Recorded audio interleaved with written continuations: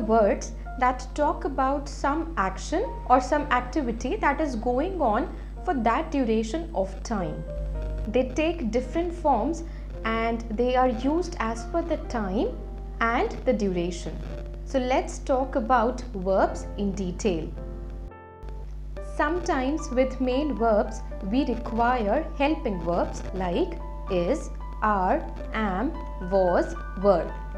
Without implementation of these helping verbs, there is a possibility that my sentence would look incomplete. When talking in present tense, the sentences can be framed like this. We worship regularly. Ravi plays football. Ram likes mangoes.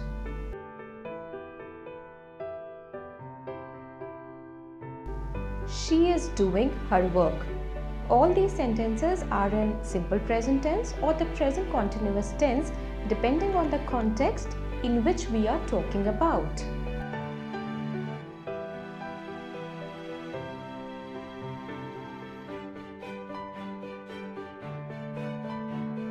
So remember one thing, while using present tense, the verb will be in first form. Play, decorate, invite, celebrate, cook, eat, sleep, sit, dance, and there are so many.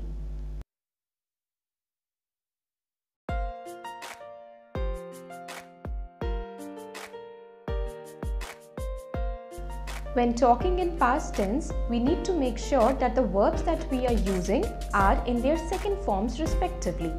For example, played, invited, decorated, celebrated, slept.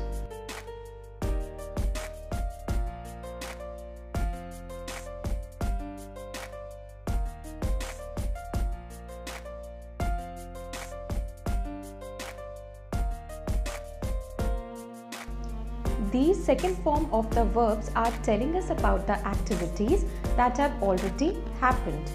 Similarly, we also use had and did in the past tense to talk about the events that have already taken place.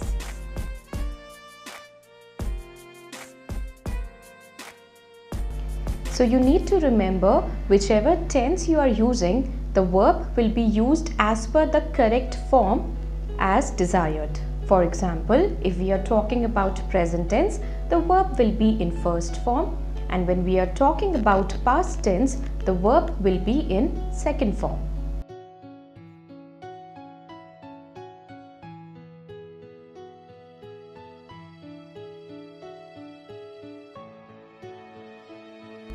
We also have third form of the verb: eaten, celebrated, slept, left, flown, thrown. And the sentence formation would be something like this.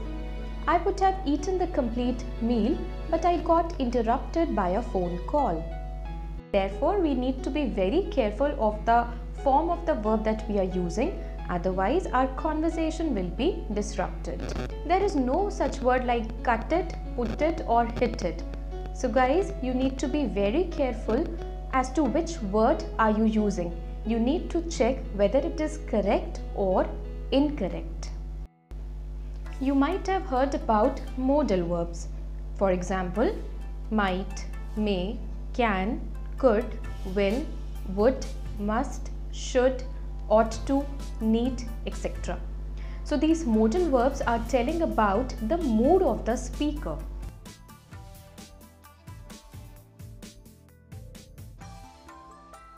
Take the sentence, you drive slowly. Now, from this sentence it is not clear what exactly I am trying to convey to the other person. So if I rephrase the sentence like this, you should drive slowly. Now should is telling me that I am advising or suggesting the person to drive slowly.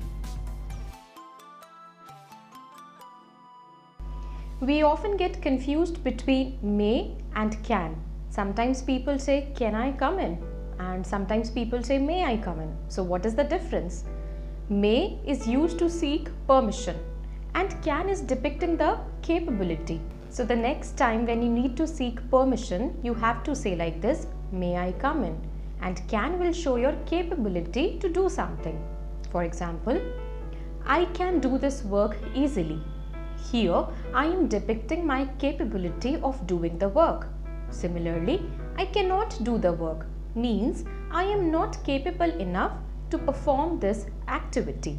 So remember, may is used to seek permission. May I help you? May I come in? May I sit down? And can will talk about your capability. Coming to the concept of subject-verb agreement. When we have pronouns in the sentence, something like this, he, she, it or Ram, we need to make sure that we are putting singular verbs with them. Otherwise, the sentence will be incorrect.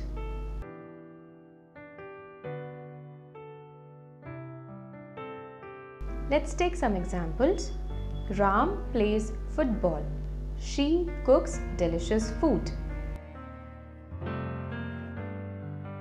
Everywhere we are using the verb with s or es because the subject that we are talking about is singular.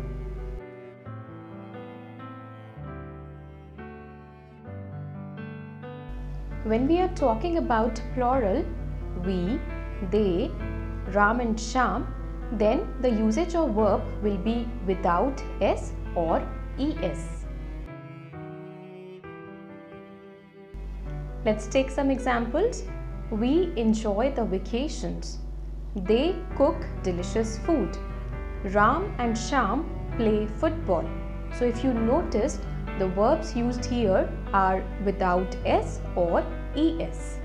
Let's talk about one more concept. Let me give you a sentence. Check if this is right or wrong. Does she likes mangoes? Does he goes to school every day? What are you thinking exactly? Whether the sentence is right or wrong?